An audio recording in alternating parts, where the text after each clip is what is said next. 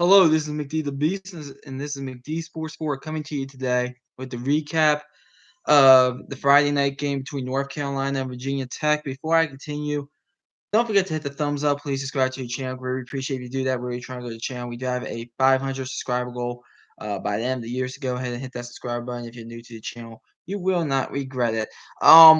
What an upset. I'll admit I did not see this coming. We had North Carolina winning and covering here. I was wrong, and I am surprised I was wrong. Did not see this one coming. I know a lot of people did. I personally did not. But this is big. This is big for a lot of reasons. Reason number one: North Carolina's 0-1. All right, so they go undefeated, and go 11-1. They're out of the playoff race. Reason number two: and it looks like Michigan State and Northwestern starting. It looks like Michigan State got a kickoff return for a touchdown, so they're up 7-0. But reason number two why this is big: Justin Fournette, hot seat talks. They get cooled off right away. This is a big win for him. And there is definitely no hot seat talks after this. Reason number three why this is big. The Coastal Division and the ACC is wide open now. You have Miami, who we'll see how they do against Alabama. That's a non-conference game, but they definitely have a shot at the Coastal. You have a team in Pitt that I think has a shot at the Coastal now since North Carolina lost, and you have Virginia Tech who just won, who's 1-0 in the Coastal since North Carolina's 0-1. This is a huge, huge, huge thing that happened tonight in the 17-10 victory for Virginia Tech. Virginia Tech looked like the better team out there.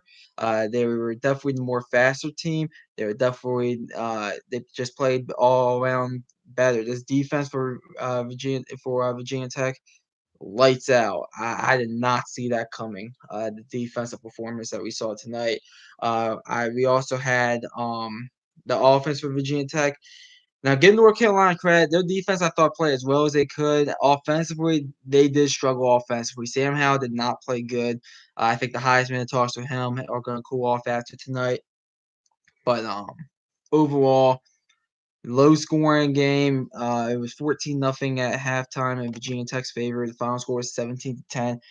Big time win for Virginia Tech. You're 1-0. You're 1-0 in ACC, and that means basically that you control your own destiny. Technically, I mean, you obviously Pitt, Miami still in the schedule, but you beat one team that I think that was better than you, North Carolina. I wonder how far North Carolina is going to go down in the polls. They are number 10 in the AP poll. I'll tell you why I have them here in my poll here in a second. If I could just get the screen up here. I do have to update my standings record for y'all. Let's see. I had North Carolina 7, so they're definitely dropping it. Man, I don't know how far they're gonna drop. Um, I still think they're a top 25 team. I just think Virginia Tech's defense was a lot better than what I thought it was. But I mean, they're gonna drop a lot here. Um, North Carolina, they're number 7.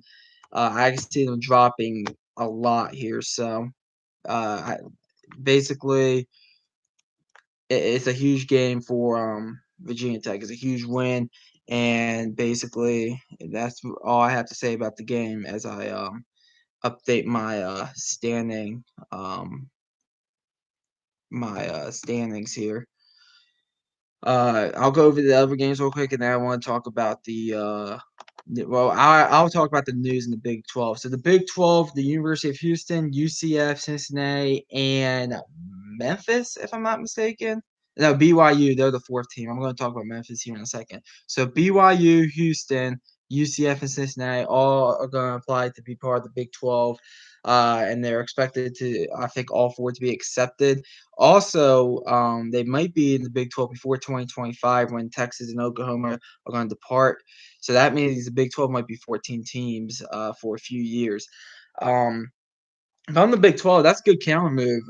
You have UCF. We know what they're about, the so-called 2017 national champs. BYU, that's a national brand. Houston, they've had success. and Cincinnati, they're considered the best Group of 5 team right now, and they've usually have been pretty good. So, and if that's pretty good if you're the Big 12, but if you're the Big 12, why not stop there? I personally think West Virginia is still for the uh going to leave for the ACC. Personally, I think that's still going to happen, but you look at and who knows what's going to happen? Maybe the Big 12 the presidents vote this down because they're saying, hey, we're moving out of the Big 12 as well, and it's disbanding. But let's say this happens, the 4 teams join. I still think West Virginia leaves for the ACC personally, but outside of that, if you can keep those other 7 teams, why stop there? You're at 11 at that point. I would say Memphis, Boise State, and South Florida are 3 teams that they should definitely look at. 3 programs. I will also look at maybe at East Carolina as well. Because I mean, maybe get a footprint in that North Carolina, South Carolina market, but maybe even like a San Diego State if you want to go coast to coast. But overall, the Big 12, my gut opinion is they don't approve this and they all disband.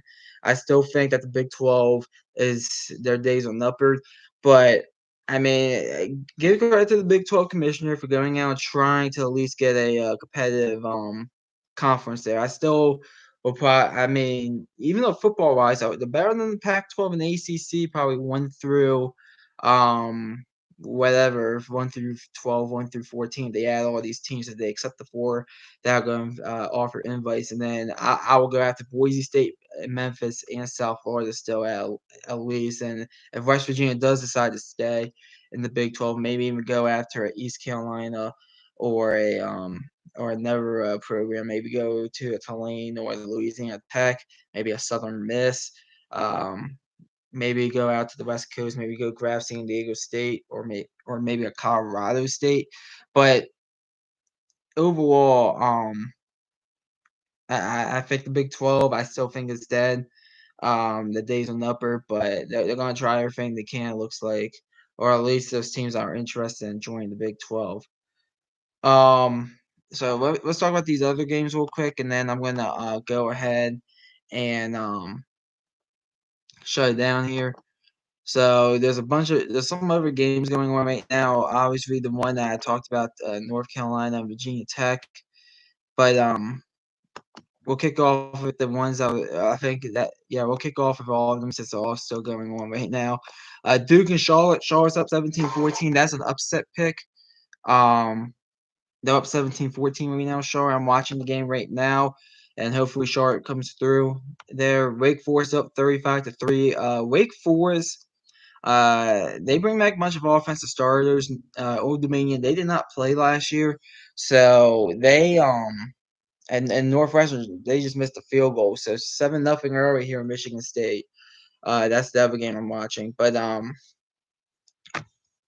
Old Dominion, as I was saying, they weren't playing last year, so I don't really have any expectations for them. Eastern Michigan, they're up 35-7 against St. Francis, FCS school. So good for Eastern Michigan there. Colorado, they jumped out 7-0 early against Northern Colorado. Colorado State, that game's delayed against South Dakota State there. And as I mentioned, I kind of alluded to Michigan State, they jumped out 7-0 early and was actually a 75-yard run. I thought it was a kickoff return because I missed the first like 20 seconds of the game, but it was actually a 75-yard touchdown run by Kenneth Walker the third.